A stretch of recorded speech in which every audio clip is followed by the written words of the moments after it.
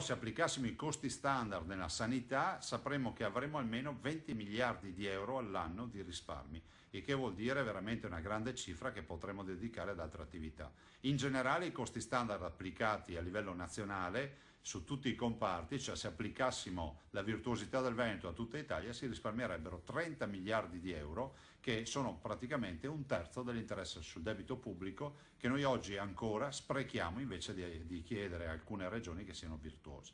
Non ci sarebbero disomogeneità tra regioni, soprattutto non sarebbe tollerato il buco di alcune amministrazioni, considerando come l'89% del rosso a livello nazionale sia a firma di sole 5 regioni.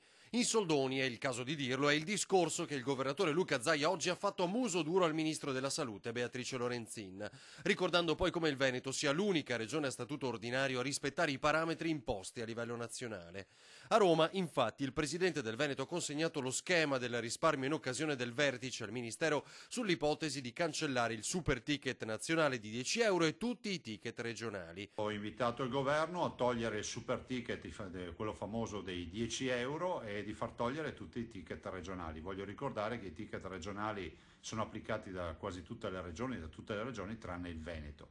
Chiedo anche che si faccia una revisione di tutto quello che riguarda codici bianchi e codici verdi per l'accesso al pronto soccorso, perché di conseguenza tutto è collegato. Le 5 regioni imputate, ha detto poi, curano male, spendono troppo ed esportano pazienti in altri territori con costi che deve pagare l'intera collettività.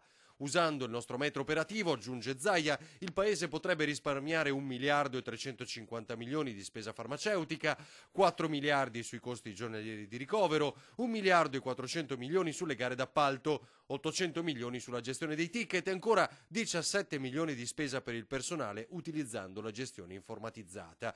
Si avrebbero inoltre 1 milione di ricoveri in meno senza rinunciare all'alta qualità delle cure.